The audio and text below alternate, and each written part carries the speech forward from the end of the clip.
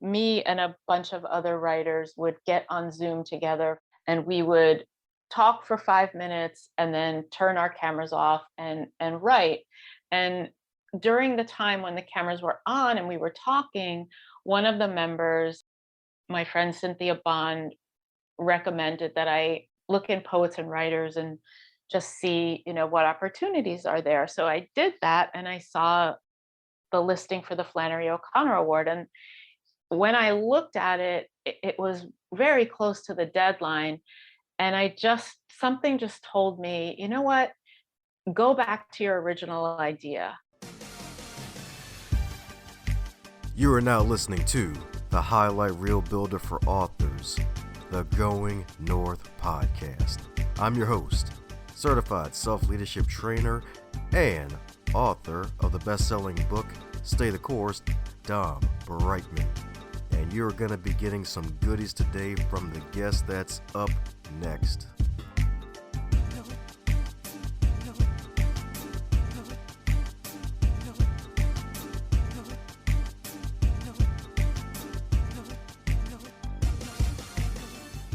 Today's episode is sponsored by book number 2 from Dom Brightman, Stay the Course, The Elite Performer's 7 Secret Keys to Sustainable Success.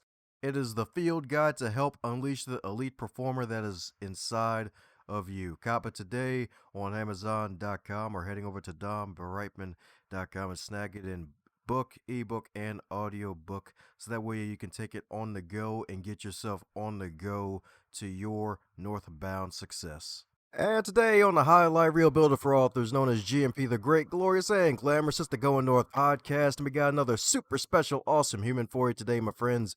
That's right, indeed. We got a decorated champion, that's right. Who has heard about a double champion? We got a quadruple plus champion, indeed. Let me tell you a bit about her, because today's award-winning author is a two-time winner of the Humanitas Prize for her screenplays in both Ruby Bridges for Disney and Crown Heights Showtime.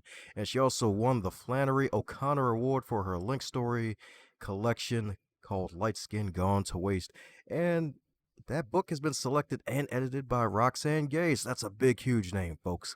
And on top of that, the cherries on the cupcake continue because she's the author of the novel Remedy for Broken Angel back in 2014, which was also nominated for an NAACP Image Award for Outstanding Literary Work. So let's give it up for the one, the only T.A.J., the tantalizing, angelic, and joyful Toni Ann Johnson. How you doing today, Toni Ann? Oh, what a lovely intro. Thank you. I'm great, and I'm so happy to be here. Thank you very much for having me. I appreciate it. Woohoo, we appreciate you, indeed. That's right, she's doing the good work. I'm telling you, she's doing the good work indeed. All the writing. I bet you had a pen when you're in the womb, didn't you?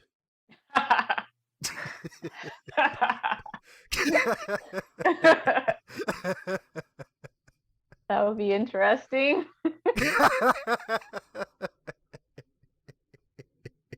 Well, I mean, all these awards you've won for your books, and it's still the story's still being told. So hey, something had to happen. It had to be a gift, right? I guess so. Thank you.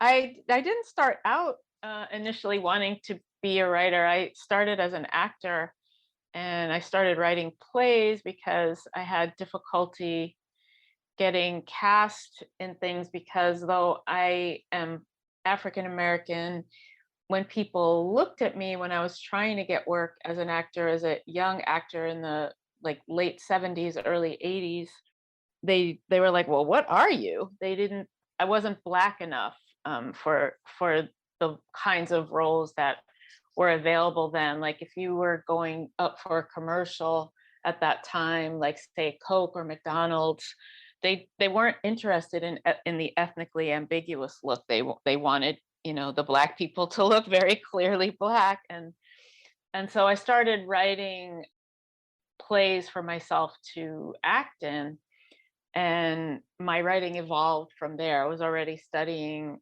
acting, and then I started studying playwriting, and then from there I studied screenwriting, and then I did screenwriting for a number of years, and then I shifted into fiction about 10 years into my writing career, my screenwriting career.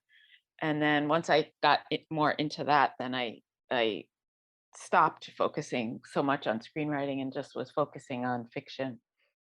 But I still I still love to act, and I still try to do it when I can. I act in my own audiobooks, and I'm doing a show now that's an adaptation of one of the stories in the book, and I it's a one woman show. It's two characters, but I play both. So I think I still have the desire to be on stage and to connect with an audience in that way. So yeah. Ah, so I'm talking about that acting swag indeed. And my goodness, that's gotta suck though, because I mean, like, at least with the growing up black, but having, if I'm not mistaken, both your parents are biracial, right? My mother is biracial, but she I didn't know that until I was an adult. She was adopted by a Black couple, and I didn't know that she was adopted. I thought they were my biological grandparents. My father's mother was biracial. My father's father was African American. My father's mother was biracial from Bermuda, so her father was actually English and her mother was mixed race of African descent, and also European. So neither of them actually really identify as biracial. They both identified as Black, but my mother technically was biracial. But for some reason, she was even after she finally told me that she was adopted, she was kind of ashamed of being biracial, and she just really didn't acknowledge it because she didn't grow up with a white parent, so she didn't embrace the culture of a white parent. She was raised by Black people, so she just thought of herself as Black. And back in the day, like, if you were biracial, that really just meant Black. It wasn't like now where people, can choose to embrace both and say that they are both. Years ago, you could say that you were both if you wanted to, but people just you were recognized as Black, not as biracial. So that may be why she had that attitude toward it. Ah, makes sense indeed. The classic one drop rule. Ah, yeah. Yes, exactly. They're like, up, you got some chocolate in you. All right, you're black. All right, got Exactly. You still got to sit in the back of the bus. And, if you weren't white, you weren't able to marry, outside of your race. So if you had one drop, you weren't supposed to marry somebody white, although people did and passed. That's a whole nother story, passing, which neither of my parents did. it. Yeah, I blame the blunts for that one, but my goodness. Like with the screenplay and being on stage, when did you first discover that you basically love being in the limelight and just basically playing different characters? I wanted to act very, very young. I didn't know what that really meant. I just knew that like I wanted to be in movies and TV. When I was a little girl, like I remember having the desire to be in movies when I was like 3 or 4 years old. It was the first thing that I remember about my interests. That I always wanted to do that, but it wasn't until I was about 12 that my parents finally started to listen to me, and they let me enroll in an acting class at a local community college. So I guess it was then. And I realized once I got in that class that I wasn't that good at it. I didn't feel like I was as good as the other kids. I was kind of self-conscious, and we did a lot of improvs, and I didn't feel all that comfortable with improv. So I didn't have a whole lot of confidence, but I stuck with it, and I did that for a while and took some other classes, and then eventually, when I was 14, I enrolled in the Lee Strasberg Theater Institute, and I went through the young people's program for a number of years. Matt Dillon was in my class, and then I went to NYU, and I elected to stay at the same acting school because the Lee Strasberg Theater Institute had a connection with NYU, so you could get your undergraduate degree in drama taking classes at the Lee Strasberg Theater Institute. We had academic classes as well at the campus, but our acting classes were at the same place where I had been going to acting school from the time I was 14. Nice. That's what I'm talking about indeed. I bet you can rock some improv stages now. I don't know. I'm not I You know, I have to say that improving is kind of how I write scenes. I basically like play both characters or however many characters, and I am using the same skill I think that an improv actor uses. I'm, deciding what the character wants, understanding how they're going about getting what they want, and then looking at the other character and what they want and how those two desires conflict, and that's how I approach writing scenes still. So maybe, but I don't think improv is my strongest skill. But I haven't actually done it, in front of people. I kind of do it on my computer, so it's not maybe not as exciting. I admire improv actors, though. I've gone to see, what is that company that came out of? I guess it's Second. I want to say Second City, but that might not be it. But there's a school in LA that does improv, and I've gone to see their shows, and I'm just so impressed with how quick they are on their feet and how easily they can like shift and roll with like new things coming at them. I'm not. I don't. I think that takes practice, and I haven't practiced that in a while. So I don't know how good I'd be at it. Hey, who knows? Probably go to that random improv class, see how you do. You might surprise yourself. Maybe, maybe. I don't know. I think you know what. As I've gotten older, I think I'm a little bit less self-conscious than I was when I was younger. I think I used to worry more about how I was coming off or what people thought of me, and I still do to some degree, but definitely not to the degree I did as a person in my 20s or teens. Like I was way too concerned with what people thought. But as you get older, you kind of like, whatever. I don't care that much about people's opinions. Hey, well, that's what I'm talking about, and that's really good too, because hearing some of your backstory of how some of the sad times you had to deal with growing up, I guess being the only black girl in school, if I'm not mistaken, always, and then dealing with the family, basically putting you down too on occasion, if I'm not mistaken. I think what was it? I think it was a story that did make it in the book where your mom actually put a clothespin on your nose to keep it skinny or something, if I'm not mistaken. Yeah, yeah. I did not include that in the book, but that is something my I think my mother was afraid that I would have a wider nose than it turned out to be. And actually, my nose has gotten bigger as I've gotten older. When I see myself in pictures, I'm like, my nose is pretty big there. But as a little girl, it was hurtful and confusing to have to walk around with a clothespin on my nose. But that people had even black people had racist ideas about what was attractive, and my mother grew up in a time when being light skinned with keen features was very desirable, and she wanted my nose to be narrow. And fortunately, I think people have outgrown those old racist ideas, and it would be considered child abuse if you made your kid wear a clothespin on their face. I guess the only time when it's not child abusive is if all the other kids are funky.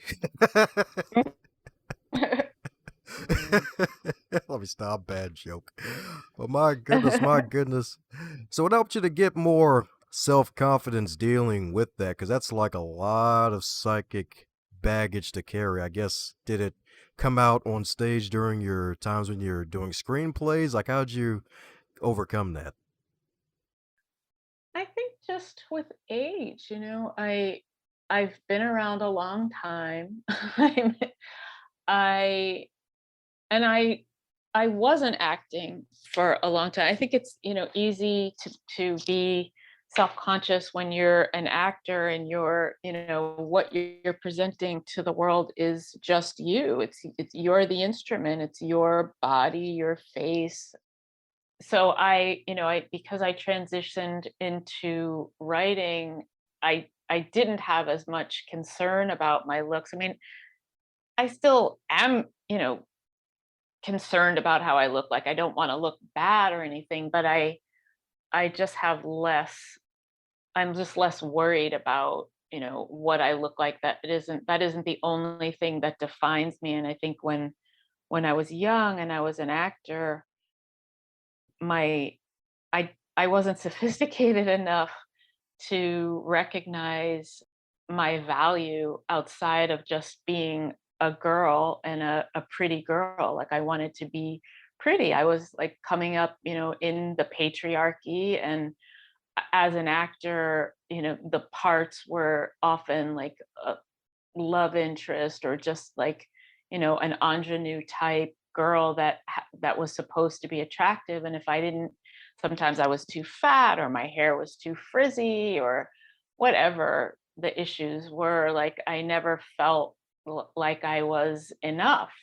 And then, as you get older and you develop other parts of yourself, and it's not just about what you look like, but it's also, who you are and what you think and what you care about and what you have to say, like that becomes more important, I think, than just looks. So I can't say, there wasn't any one thing that helped me overcome my lack of confidence. I think it was just living and then finding, some success here and there and some validation, and then becoming a bit more confident that I did have something to contribute as a writer, that I did have something to say. That was a whole another journey, because when I was writing screenplays and I was writing for hire, I would write something, but I was constantly being asked to change it. You get notes and then you have to rewrite. And what was happening is I was asked to rewrite things to the point where it didn't even feel like I had written it. I just was writing to service a producer or a studio executive, and I was basically parroting their ideas. And that caused me to lose some confidence, because I would put my own work out and then that would get rejected and I would have to rewrite it to make it look and sound like their work. And so I did have to step away from that in order to reconnect with my own voice and redevelop my relationship with the way that I write, irrespective of a producer or an executive or a director or anybody telling me, no, it has to be like this. So yeah, there's always like some kind of thing to overcome where someone's telling you, you are not good enough, or your work is not good enough, and you need to be more like this, or your work needs to be more like that. That's a process that I've gone through many times, and I guess I'm now at a point in my life where I'm old enough and I've been writing long enough that I do feel like I don't care what if somebody else tells me you need to write it like that. I can say you need to write it like that. I am going to write it the way I write. So yeah, that's just developed over time. That's what I'm talking about. Developed over time, indeed. That's right, indeed. That's right. She's got six pack confidence abs now, baby. That's what I'm talking about, indeed. Yes, indeed. Well, Cause hey, your confidence can always be, shaken. So a bad review or somebody, saying that they don't like your work can still make you lose confidence. But I think it's more temporary now. So for example, I got a rejection this morning for something, an essay that I had written, and because it was rejected, I was like, oh well, maybe it just sucks. Like maybe it's bad, and maybe it is, but I don't feel like one rejection of one piece defines me as a writer. So I just have to talk. I can talk myself through it when I am a little bit shaken. But rejection still, it still hurts a little bit. Oh yeah, definitely, because we're all human. So it's like, hey, sometimes a six pack turns back into a four pack. It's okay, you know. Yeah. And I also think it's maybe not a great thing to be so confident that you're arrogant.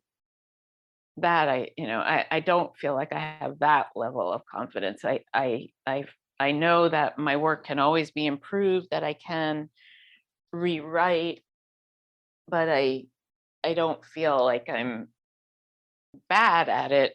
But I can certainly write something that's not that good, and I have to revise or throw it out. Maybe it's so bad it needs to be thrown out, but I can usually figure that out.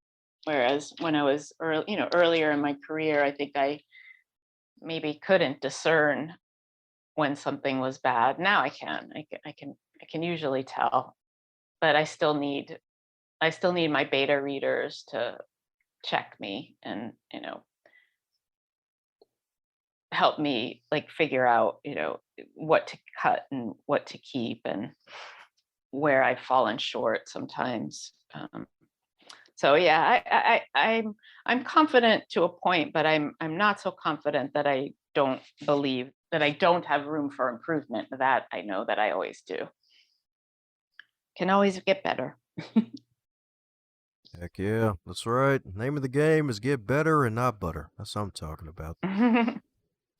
Ah, yes indeed, yes indeed. That's right. She's got that growth mindset, y'all. That's right indeed. She knows how to give the positive shade, y'all, not that negative shade on social media. That positive shade that keeps people cool, baby, in the summer. That's what I'm talking about. Indeed. That's what I'm talking about. Indeed. So, my goodness. So, with all this wonderful writing that you're doing, even though some person decided to press the reject button, the no button, you still had enough no's to get to yeses. So, my goodness, you won awards for your writing. So, hey, that's a claim to fame, and you got a heavyweight in writing who actually is taking part of your book. So, how'd that all work out for you? How did that all come to be? Well, the Flannery O'Connor Award was listed in Poets and Writers, and I decided to submit. But after I had been working on this book, on a different version of the book, a much, much, much longer version of the book, I had been working with an agent from about 2017. I started sending her individual stories, and she liked them, and I just kept sending them until I amassed enough that finally she said, okay, yes, like I'm going to work with you on this. And so I did a draft. I finished all what I thought were enough stories, and I sent that draft to her. And at that point, the agent decided that she didn't want to represent it as a story collection anymore. She wanted to represent it as a novel, and she felt like the stories were connected enough that I could rethink the book as a novel. And so I tried that, and I added more stories. She asked for more stories, and I tried to do my best, like with the connections and stuff. And that took another few years.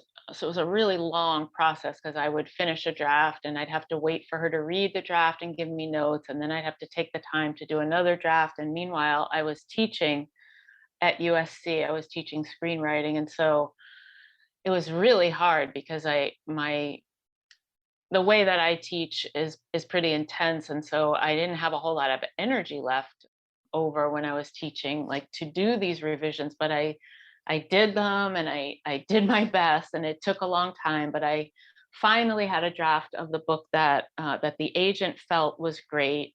That was a novel, and it was really long. It was almost 500 pages, like which is about twice the length that the book is now. And the book went out to editors at major publication houses, and they all passed. And I was so mad because I had taken so much time and I had trusted someone else's vision for the book, and I never really was completely convinced that it was the right way to go.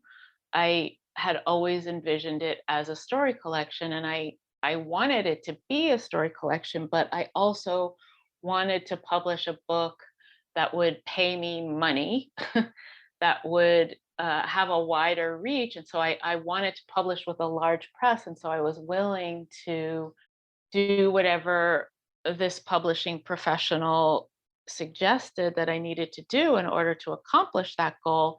And then after all that, I put all my eggs in this basket and I did everything I was asked to do, and the book didn't sell. I was pissed, so angry. So then I was asked to, to do some revising on that book, and I just couldn't. I didn't want to take any more notes. I was just done with that, and I was working on another book, and so I told the agent, you know what, I'm just going to set this aside for a while, and I'm going to focus on this other book that I'm working on. But then I was part of a writing collective, which I'm still part of, where me and a bunch of other writers would get on Zoom together from 11 a.m. Pacific time to 3 p.m. And we would talk for 5 minutes and then turn our cameras off and write. And during the time when the cameras were on and we were talking, one of the members, my friend Cynthia Bond, recommended that I look in poets and writers and just see, what opportunities are there. So I did that, and I saw the listing for the Flannery O'Connor Award. And when I looked at it, it was very close to the deadline. And something just told me, you know what, go back to your original idea. And so I went back to the large, like, book, 500-page book, and I cut out all the extra stuff that I had been asked to add, the extra point of view. There were stories, like, from a variety of people's point of view outside the family and other family members, and I cut all of that out, and I kind of just pared it down to what was the original idea. And I wanted to include the last story that I ended up publishing separately, which was a novella, but it put the book over the page count. And so I just cut that off. And I didn't really feel like the book was quite complete, but I wanted to submit anyway because I knew that Roxane Gay was the judge, and Roxane Gay has her own imprint with Grove Atlantic. And so what I was thinking was, well, this probably won't win, but maybe Roxane Gay will like my writing enough to be interested to see my next book, which I was working on. So I submitted it, even though I just didn't feel like it was quite there yet, and it won, and that was a big surprise, a very happy surprise. And I did a little bit more work on it with Roxane Gay's notes. There wasn't time to add back any more stories, so it's still pretty much the version that I submitted, but within the individual stories, I did do some work because she had some really good notes. And so I opened up a couple of things and cut some things. And she pointed out my writer's tics. And I tried to revise, cut some of the tics out. And that's what's coming out. Woohoo! That's right, dude. That's right, dude. Might as well take the A and N and turn it to Amethyst. She's a crystal, y'all. That's right. Ship some diamonds out of her. That's right, indeed. That's right, indeed. It's kind of amazing how that works, because it's like, hey, you had this original book, and the agent's like, hey, you gotta add some more meat to it. You gotta make these folks fall asleep.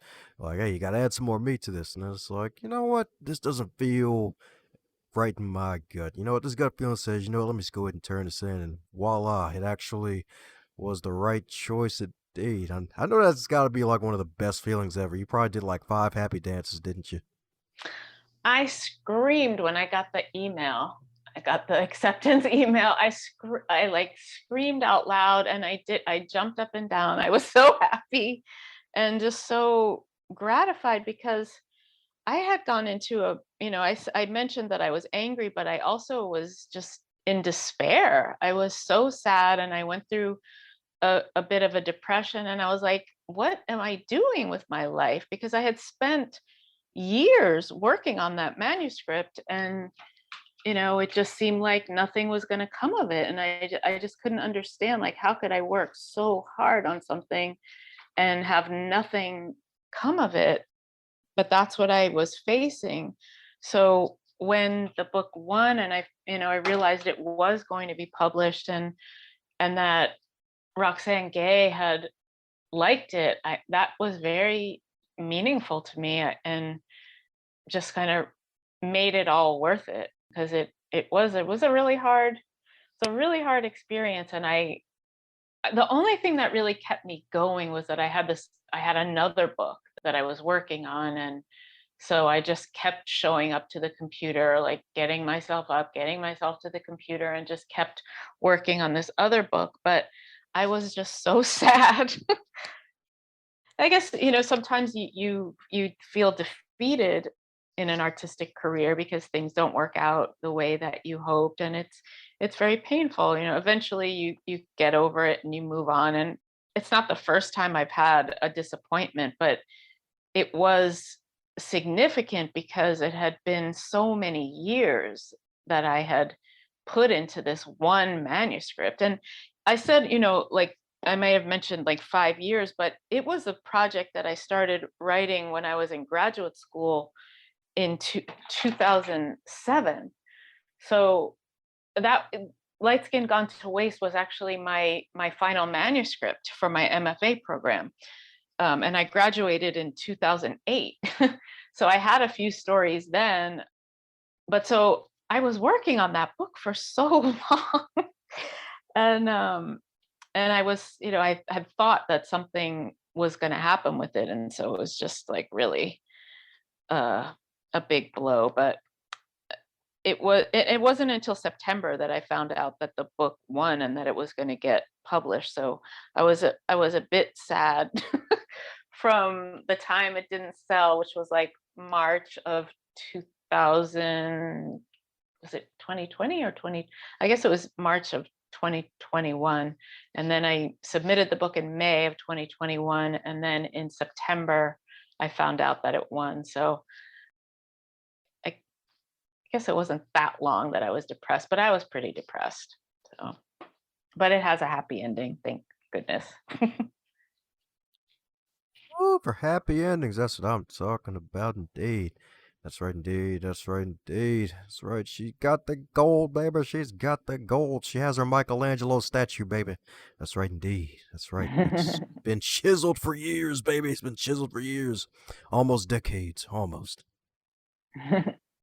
Yeah, like 15 years. Yep. See, there you go. 3 years shy of 18. That's right. That's right, indeed. So my goodness, congrats in advance for a successful book launch that's gonna be happening. What are your plans for? Actually, better yet, you're gonna do this in audio too, right? Well, that remains to be seen. I had to give them the audiobook rights, and they know that I want to narrate it, but I have to audition. I did recently win the Miller Audio Prize for one of the stories. It's the last story of the book called Time Travel. I recorded that and submitted it to the Miller Audio Prize, which is given by the Missouri Review.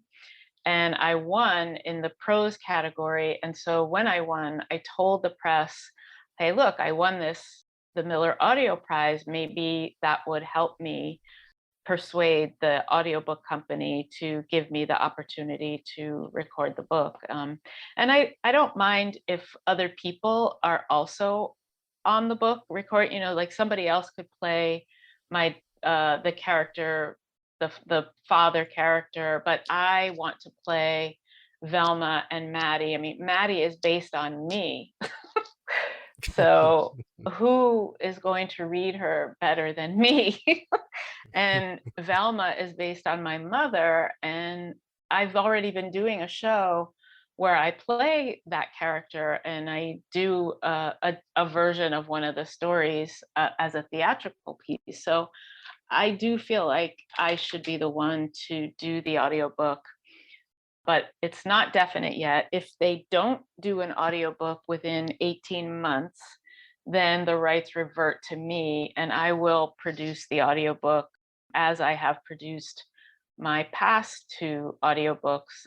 My novella Homegoing is available on audio, and I did the narration, and my first novel, Remedy for a Broken Angel, is available on audio, and I did the narration for that as well. So I feel prepared to do it. I hope that I get to do it, but we'll see. I don't know. Woohoo! By George, you got it. Gonna speak it into existence for you, because it's asinine for you not to do it, to be honest. Thank you. I agree. Exactly. The only way, if it isn't you, it's got to be somebody British for no reason, just out of spite, to make no sense whatsoever at all. I know some amazing audiobook narrators. Adenrale Oho is amazing, and JD Jackson is amazing. What is fun? There's another one. You know, I get when I'm a little bit nervous, I lose people's names, but I listen to audiobooks all the time. So I do have like favorite narrators that I love, that I would be okay if they were the ones doing it, if it were the narrators that I really admire. Kevin Kennerly is another audiobook narrator. He's done a bunch of James Baldwin books, and he's amazing. So if he wanted to play my dad, I'd be okay with that. That'd be awesome. Yeah, that's right indeed. Yep. JD Jackson especially, yeah, like him. Like him. Good Yeah, dude. he's amazing too. He did the what's his name? Colson Whitehead's one of his books, and it was really good. I think he did the Nickel Brothers, the Nickel Boys. I'm sorry. But JD Jackson is like, he does a lot of audiobooks. He's excellent as well. I've written to him, like I wrote to him on LinkedIn. I was like, oh my God, you're like so amazing. I also wrote to Kevin Kennerly and to Adenrale. I I know JD and I know Adenrale. I didn't know Kevin Kennerly until I listened to like 3 books that he did on audio, and I was like, you're a genius. He's really good too. Sweet. Do you see yourself adding a branch to your career as an audiobook actress, voice actress? Oh, funny you should say that. I just got hired to do an audiobook. A new writer named Love Hudson Maggio has a book out called, oh, what is the name of it? Karma something. Wait, let me see. Karma Under Fire. And she had asked me to do a brief recording for her book, just the prologue of the book that she put on her website. And she used the same engineer who I use.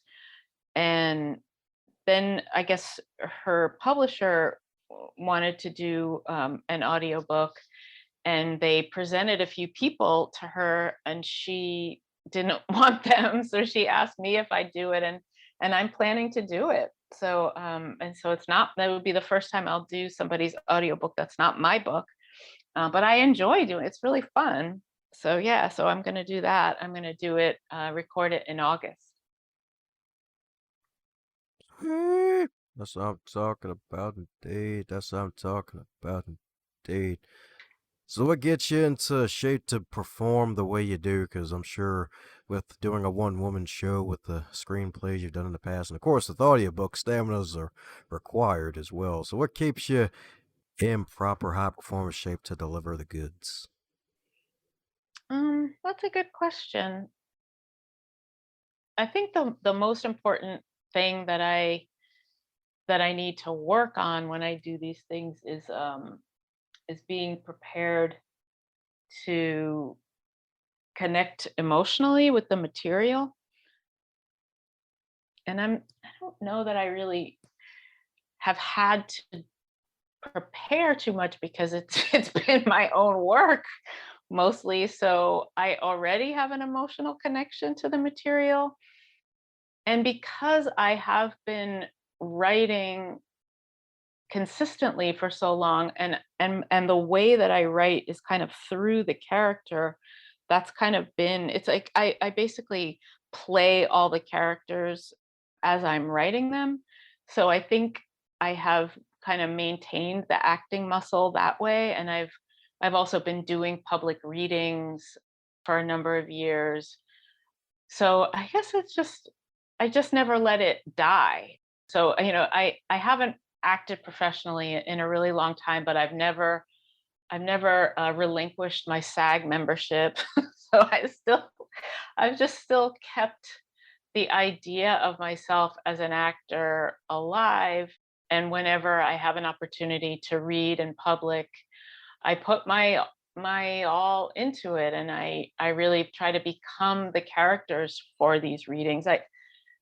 Was at AWP one year, and I saw a panel talk about public readings, and somebody said, you know, it is a performance, whether you like it or not. Like, even if you're not an actor, if you are reading for people, essentially it's a performance. And I just took that to heart, and I was like, that's right.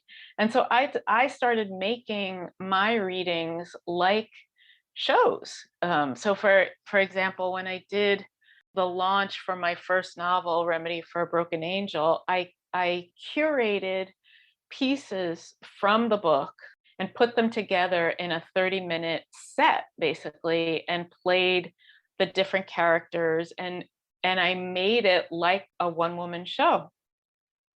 And so, doing that, and then I did some readings for the next book, and in between I was out doing readings for the stories because I was publishing a lot of the stories along the way before this book.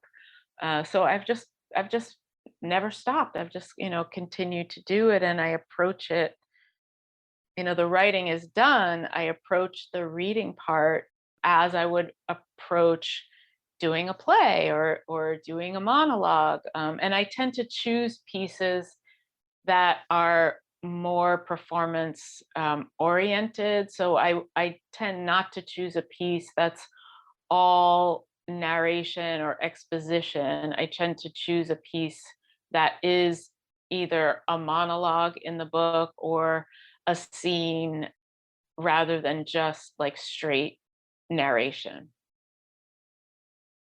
Yeah, hashtag showstopper Tony Ann, baby. That's what I'm talking about. That's what I'm talking about, indeed. That is real, baby. That's what I'm talking about, indeed.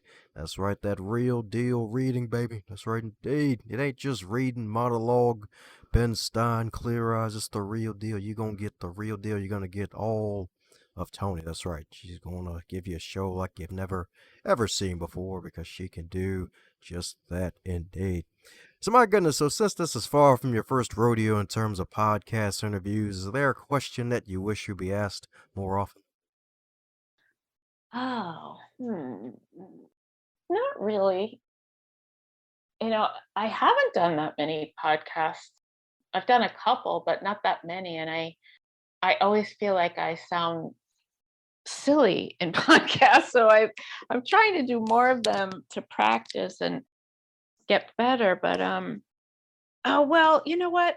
Yes, so there is a question that I do hope comes up during this book tour, and it did come up in a written interview. So somebody asked me, so if Flannery O'Connor invited you to sit on her porch, what would you like to ask her?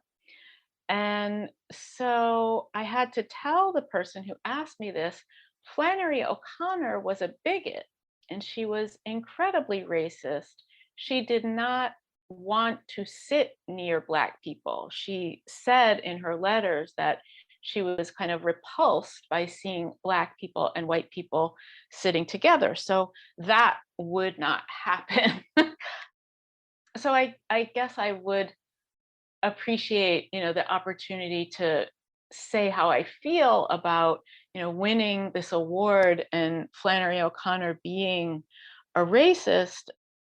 I feel like this is a positive thing that that UGA Press hired a Black editor and a Black editor chose a Black writer for this award. And I'm certainly not the first Black writer to win the award. In fact, I know one of the previous Black writers, Dana Johnson, who won the award back in the 90s. But I knew that Dana had won the award. She was one of my mentors in graduate school. I did not at the time know that Flannery O'Connor was as racist as she was. Like, she was really racist. And more of that came out in 2014 when her letters were released to the public. And there's an article in the New Yorker that talks about how racist was Flannery O'Connor. So she was quite racist.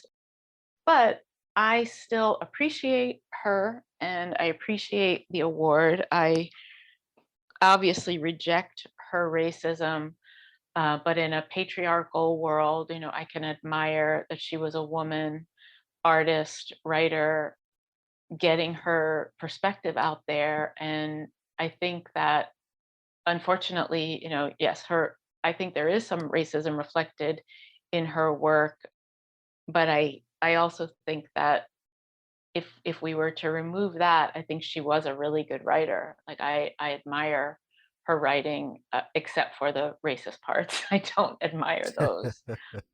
But I think it's important to acknowledge, especially with the book that I've written, because my characters are doing exactly what she didn't approve of. So she was critical of James Baldwin for daring to write beyond the experience of being Black in Harlem. She didn't approve of him writing about more than that. And I take that to mean that she wasn't able to see his humanity. She wasn't able to embrace that, yes, James Baldwin was a Black man, but he was a full human being with the complete range of emotions and experiences and intellectual capacity as any man. She felt like he should just write about being Black in Harlem. My characters intentionally leave a Black community and move into a white community. And even worse, what she would find even more appealing is that one of the characters, the father, goes so far as to have affairs with white women in this town, which I think that would just have her turning over in her grave if she was appalled by the idea of Black people and white people sitting together on the subway. She would really hate my book. And that's okay. Like, this is the world we live in, and I applaud UGA Press for moving beyond those limitations. So yeah, I think, having Roxane Gay as the editor and having me as the writer for a year is kind of redress for some of the awful, bigoted, backward things that she believed. Yeah, that's what I'm talking about. She's unapologetic, baby. That's what I'm talking about. She real, y'all. That's right indeed. That's right indeed. Real people and real stories, and we got a real person with some real stories, baby. That's what I'm talking about indeed. And heck yeah, that's a good way to stick it to some folks from their crazy ideals back in the day where it's like, all right, well, They're gone now. Now it's time to get some real goodness in here. All righty. That's right indeed. That's right indeed. But hey, it's all good though, even though we still got morons out there who think like she did back in the day. But hey, it's all good because we got some good stuff happening now in the present. And speaking of presents, I hear food is a present. So if your wonderful book, Light Skin Gone to Waste, was a food, what would it be and why? I did listen to a previous writer, so I was prepared for the question. So I think I think that my book would be paella, because it's kind of got a lot of colors to it. It's like a big pot of lots of different flavors and textures and colors. So in paella, you have like the yellow rice because it's seasoned with azafran, and you have green peas, and you have different kinds of fish and red peppers. So there's lots of different colors and textures, and it's kind of a collection of a lot of different things. And that's what this collection is. It's multiple points of view, different attitudes, different elements of of our, of social experience. So that's what I think it would be. Woohoo! That's right, the fisherman's favorite paella. That's what I'm talking about indeed. There we go. That's right indeed. This book is that omega 3 for your mind, y'all. That's right indeed. That's right indeed. That's right. That's good that you listen to some past episodes. Someone knows how to read, y'all. That's right indeed. But hey, can't get nothing past no professor, so that is highly understandable. Yeah, That's I right liked it. indeed. I'm going to listen to more episodes too. I enjoyed it. That's good. That's good. That means I don't have to use the tree joke on you. That's good. What's I want to hear the tree joke though. Don't use it. Don't use it on me, but tell me what it is. Yeah, it was that time when I was a tree. It was crazy. Yeah, it was back when I was in the forest and of us trees were having a party and it was on 420 of no less those days. It was crazy and I What, was break 420? dancing. Yeah. Yeah, it was on 420. I'll never forget that day. It was a very interesting day. I was in the forest break dancing with the rest of the trees having a party. And there's a rule that we act like humans until humans show up. And some pothead showed up. And since we saw humans, we froze. And one of the potheads grabbed me by the bush and smoked me for all my knowledge. That's good. And that's how I woke up as a black guy. Wow. Do you do drugs? That sounds like some LSD. Something. Sounds like you were tripping. Yeah, I could have swore one of the potheads called the other pothead Moses. It was crazy. I was the burning bush that day.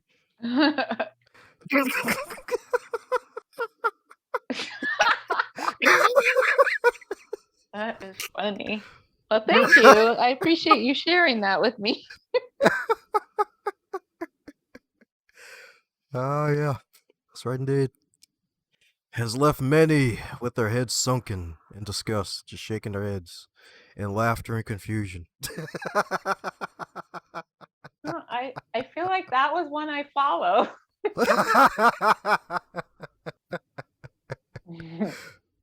That's good. That's good. All right, that's what I'm talking about indeed. So that means she gets 2 apples on her desk, y'all. Give her 2 apples. That's right indeed. That's right indeed. Well, and speaking of apples, are coming to the magical apple of the eye question that every guest gets to receive, and that is if you're to wake up tomorrow and you're 25 again, but you're still in 2022, what advice would you give to yourself? Oh, I love this question.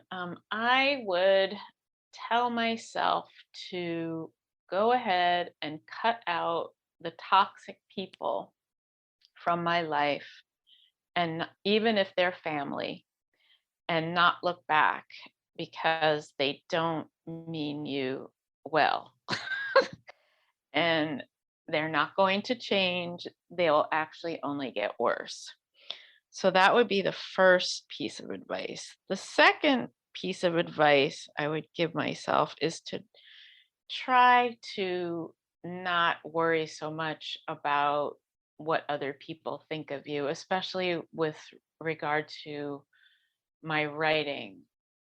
I would tell myself that other people's opinions of my work are not ultimately as important as my own opinion of my work, because it's people can think what they want to think, but you're the one who has to keep showing up to the page and just keep writing. And somebody might not like a book or a story or something, and that's okay. Don't let it crush you. Just keep going. Just keep writing, and don't worry. Just don't let other people's opinions be more important than your own. It really is more important what you think. You determine the success that you have. It's not something that is outside of you. So those are the two things I would tell myself. Woohoo! That's right. Indeed, she's preaching, baby. That's right, indeed. That's right, she's preaching. That's right, that Pastor Tony, y'all. That's what I'm talking about, indeed. That's right, indeed. Let go of the toxic people. That's right, indeed. They got worse, y'all. That's scary. That's scary, indeed. It's like they went from rancid to just god-awful garbage, y'all. That's right. That's right, indeed. So escape. Don't worry what people think, indeed. Just keep writing. Keep writing, indeed. Keep going right till you can't write anymore. That's right, indeed. So for those who need to metaphorically leave some in the offering plate and check out all of your offerings and buy some copies of this magical book and gift it to their friends, family, camel, and penguins, what's the best way for folks to do so? Well, it's available on Amazon and also on Bookshop, which is an indie, a place where you can buy support independent books. So please pre-order. Pre-orders are open now, and for more information, you can check out my website at www.toniannjohnson, ToniAnnJohnson.com. Woohoo! Well, there you have it, folks. Head over to ToniAnnJohnson.com. Indeed, check out all of her wares. Indeed, check out this book and all the past books and the audiobooks as well. Take her on the go. Take her on the road in more ways than one. You get to read her and listen to her for the first two and read the third, and then you'll most likely hear her for the third as well. And then you'll have Toni in your mind, indeed. That's right. And don't worry, she won't use a ruler. She may go hard as a professor, but not Catholic hard, yo. I'm telling you. That's right, indeed. At least from the outside looking in, I don't know how it really happens, but I'm just saying. I'm speaking as a No just. rulers, never. Oh, okay. All right, good. All right, good. All right, okay. So no Flintstone clubs either, right? No. Oh, okay, good. All right, good, I'm good, not violent, good. not violent or abusive. Oh, okay, good, good, good. So no red ink on the page, right? Oh, I didn't say that. Ah, That's darn, not she's that's smiling. not Ah. violent or abusive. That's just notes. Red ink. That's never hurt anybody. That says you. Let me stop. Oh man. But speaking of red, folks need to turn these books from to read list to read indeed. So any parting words before we close up shop, Toni Ann? No, just thank you so much. This has been really fun. I so appreciate it. I appreciate the opportunity to maybe connect with more readers. And it's been fun to talk to you. Thank you. How's it going, you super special awesome human? Since you made it to the end of this episode, it looks like you really enjoyed yourself. Since you enjoyed this episode, be sure to share it with at least 3 people in your network and tell them what you really liked about this episode.